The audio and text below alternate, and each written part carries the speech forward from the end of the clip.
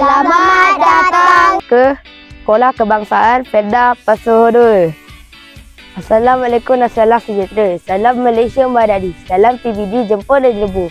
Unggul 500. Bersama-sama. Maju sempurna. Salam ABC. Ambil peduli bidang hubungan. Cipta kejayaan Abnagari. Jom kita lihat pengurusan susu Sekolah Kebangsaan Felda Pasu 2. Saya ingin mengajak semua bersama saya melihat bagaimana pengurusan susu sekolah dilaksanakan di Sekolah Kebangsaan Felda Pasu 2. Terlebih dulu saya terangkan pengenalan program susu sekolah. Yang pertama iaitu program ini dilaksanakan sebagai tambahan kepada program rancangan makanan tambahan ataupun dikenali sebagai RMT. Program susu sekolah telah diperkenalkan pada tahun 1983 sebagai makanan tambahan untuk membekalkan nutrisi yang mencukupi dan pemakanan yang seimbang serta memupuk habitat pemakanan yang baik supaya murid sihat dan sentiasa segar. Program ini juga adalah meningkatkan tahap pemakanan dan kesihatan di kalangan murid-murid sekolah rendah bagi memastikan pertumbuhan fizikal, mental, kesihatan murid sekolah rendah bertambah baik. Maknanya di sini, objektif program susu sekolah ialah pertamanya membekalkan nutrisi kepada murid-murid. Yang kedua, membentuk amalan pemakanan yang sihat. Yang ketiga, menyokong pembesaran murid-murid. Di sini saya tunjukkan carta aliran pengurusan susu sekolah di Sekolah Kebangsaan Felda Pasu 2. akan dihantar oleh pembekal mengikut surat siaran. Pembekal susu akan menyerahkannya kepada pihak sekolah iaitu penerima pada hari tersebut.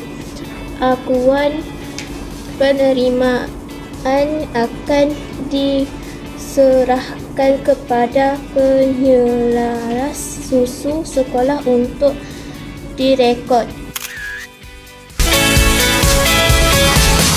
Kita lihat di mana susu sekolah disimpan. Di sinilah susu sekolah disimpan. Tempat simpanan mestilah kering, mempunyai jarak dari dinding, bebas dari anasib, perosak, seperti tikus dan pas.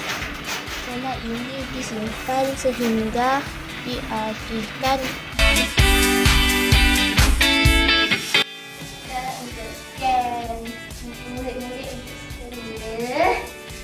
Setiap pagi guru penyelaras program susu sekolah akan dibantu oleh guru petugas mingguan dan murid-murid yang telah dilatih akan diarahkan untuk mengambil susu di tempat penyimpanan mengikut jumlah yang diarahkan dan dibawa ke tempat perhimpunan. Setelah semua pelajar penerima susu dimakan, mereka akan datang ke hadapan mengikut kelas yang dipanggil serta diskenkan kehadiran. Data-data yang disken akan masuk ke dalam dashboard HEM sekolah bahagian RMT dan susu sekolah. Bagi murid-murid yang tidak hadir akan diberikan susu keesokan harinya. Setiap pengalihan akan direkod dalam buku log program susu sekolah. Buku log ini akan ditutup pada setiap hujung bulan serta disahkan oleh GPK HEM. Setiap gambar dan pelaporan akan disimpan bagi tujuan pemantauan sepada di dalam file atau dashboard HEM. Sekiranya susu rosak atau rasa berubah, pelajar akan maklumkan kepada guru bertugas atau penyelaras program susu sekolah untuk tindakan selanjutnya.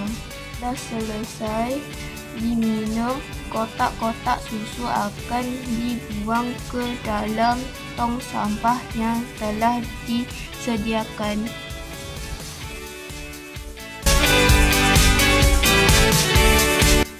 Tiga cara mengenali susu elok. Pertama, tengok tarikh. Kedua, bau. Dan ketiga, rasa.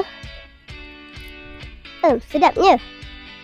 Susu Magnolia UST 100% susu segar.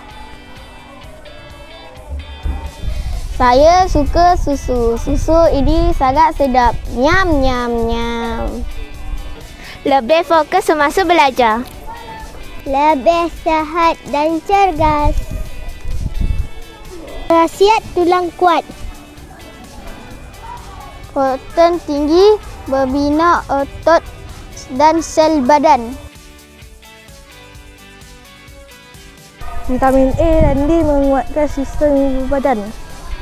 Ini saja yang dapat kami kongsikan tentang pengurusan susu sekolah kebangsaan FEDA Pasu 2.